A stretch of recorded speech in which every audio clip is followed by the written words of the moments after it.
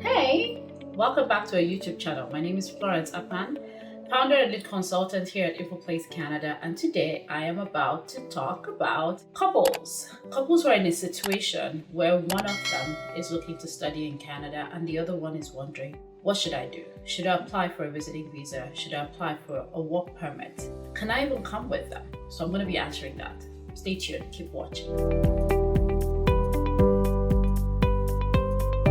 If you apply for a student visa and coming to Canada, can your spouse accompany you? How can they accompany you and what can they accompany you as? And yes, they can accompany you either on a visiting visa or a work permit. Now that's more complicated. Which one should I apply for? That's what I'm going to be talking about today. What should you actually be applying for your spouse to accompany you to come to Canada? And there are three key things that you can look at to determine what would be the best for you. And I'm actually going to throw in one bonus one at the end, so keep watching. The first thing, when you have decided to come study in Canada and you have a spouse that can accompany you, the first thing you want to think about is, should it be a visiting visa or a work permit? Now, what you want to use to determine the first thing is, how long are they going to stay? How long can my spouse afford to stay with me in Canada? Is it a 2 weeks visit, or would they be able to stay with me for the whole duration of my studies? If it's a 1-year program and they stay for 1 year, 2 years, are they planning to stay for 2 years? So you have to determine this first. And depending on what that is, if they're coming to just stay for 2 weeks with you to help you settle, get into the Canadian system and understand where things are, where you're living and all of that, and then return, then you're thinking more of a visiting visa. But if your spouse is coming and they are determined to stay with you for the duration of your studies, then the best thing you want to apply for is a work permit. A work permit because they can work while you're going to school, and a visiting visa because they can come in and visit you and go back to their jobs. Now, when it comes to duration, what have we seen with our clients? And I'm going to be talking about some clients' examples that we've worked with as we're doing this. I had a client that the spouse owns businesses and all of that. He's very busy. They have lots of things going on for them at home. And it was not possible for him to leave and come to Canada with the spouse and leave their business at the stage that their business was in.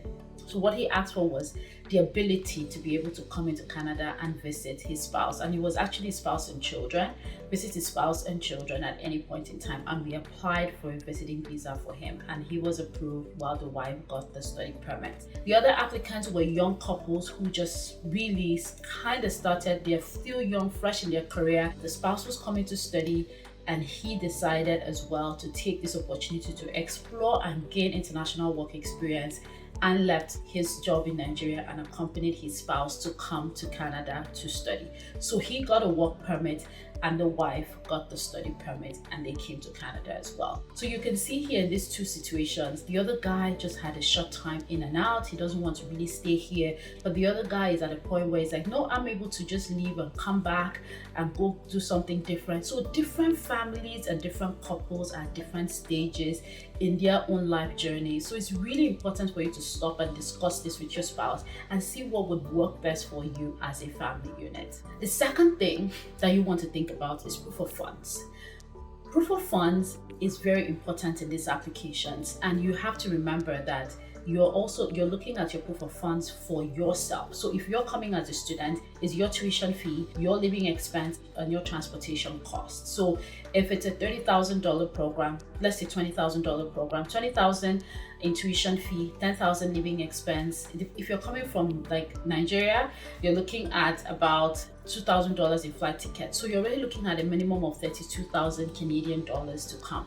Now you have to look at that and add on what your spouse would need. If your spouse is coming to visit, depending on how you all visit and the things you would probably spend on, you want to look at that and add on top of that to your own proof of funds. If your spouse is coming to stay with you long term as well, you have to think about that. Add the flight ticket. The cost for an accompanying dependent to come is a minimum of $4,000, and it differs depending on every person's unique situation and all. So you need to take that into consideration and really determine, how much do we have?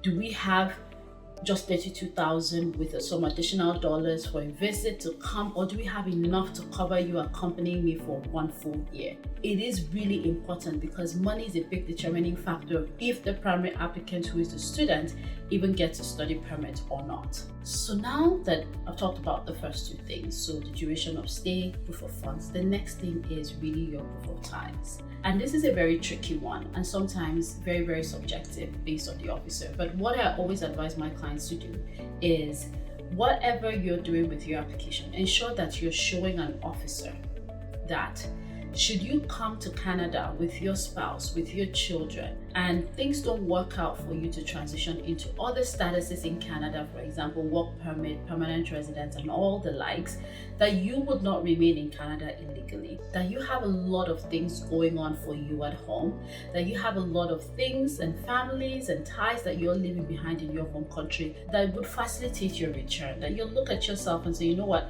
I don't have any papers to work in Canada, so because of that, I'm not going to stay here and work under the table and gain peanuts. I'm going to go back home. And if that's the case with you, that you're going to be able to go back home and do better and gain better there, then of course, you want to show that in your application. For someone who is coming on a visiting visa, your proof of ties are different for the person who is coming more long-term on a work permit. Not like it's different, but it's looked at different because, for example, for you, you will get a leave letter from your job telling you that you're going for a 2 weeks visit or something, you're coming back to your job. For someone who is living their job and coming here full-time, you have to have other ties beyond your job because that job may no longer be available for you. If you're lucky enough that it's available for you, then that's a plus. So what are we looking at when we come to ties? And in every person's situation is very unique. The ties could be family, it could be business, it could be employment, it could be personal assets, it could be financial assets and all of that. Whatever it is for you, couples should sit together and look into your own background and what you have to determine, what do I have? What do I have that if I leave right now, I can use this to prove to Canada that I have a lot going on for me. Therefore, we can all come and we will all leave at the right time as well. So whatever that looks like with you and your family, that's what will help you determine if it's a work permit or if it's a visiting visa that you should do first when you're coming to Canada. So it's really, really important to think about these things once you are trying to determine what is the best option. And I should add, the fact that you get a visiting visa doesn't mean that you automatically no longer become eligible for a work permit. You could still come to Canada and like it here on that short visit and say, you know what, I don't really want to go back anymore. I would like to stay with my spouse. I don't want to be separated from them. I like to stay and support them through their study. That is still an option for you to explore. But again, it's on case-by-case basis that we look through this and analyze what will work best and what will make for a strong application for the study permit holder and for all of you as a family as well. So it's really, really important to think about this once you are planning to come to Canada.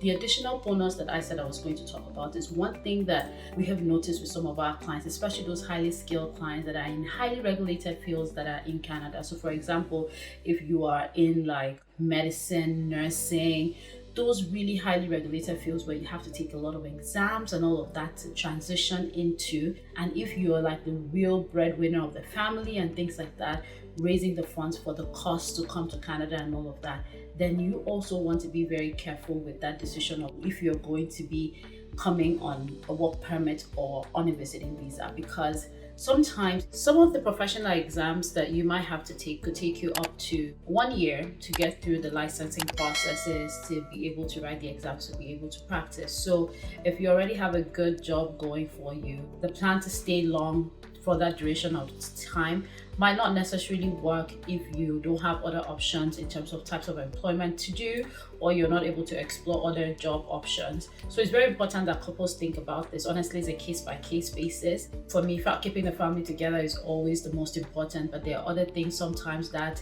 might come in that might not make that the best decision. So think about it as your family unit. You could use a visiting visa to come in and do those exams, yet you still have access to your spouse, and then you're not losing and quitting your job. And most importantly here too, to add is if the other spouse that is coming to study is coming for a program that is more than 1 year and you don't have all the funds up front at once, then you also have to think about what is the best strategy, because if you're all coming, you're leaving your job, she's leaving her job, and you're all coming in to be in Canada, you have to have the full funds for the 2-year plan study up front in the application, because except you have another place where the money will come from, then that's different. But if you don't, and you both are the sole sponsor of this trip, then you have to have all that money up front. So sometimes it's easier when it's 1 year, but sometimes a little bit more complex because of the amount of funds that's required when it's 2 years. So case by case basis, discuss this with your family, look at these key pointers that I've put in place to help you determine what is the best. And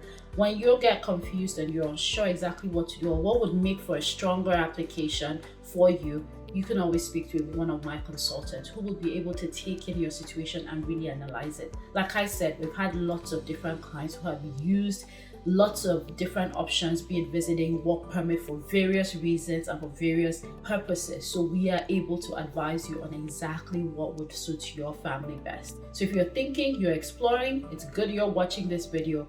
Other resources that we have for you is even our online course that goes more in depth into exactly what you would need to show, so then you can actually check to see if you actually have that. And if that's not enough, you can have a one-on-one session with one of our consultants who will be able to go through all of the things that you need to know more in detail, and then you'll be able to use that to determine what works best for you.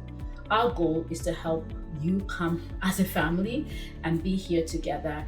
And our goal is most importantly to help people get their study permit approved the first time, get their Canadian immigration goals achieved. So if you have any questions, do not hesitate to contact my team and I.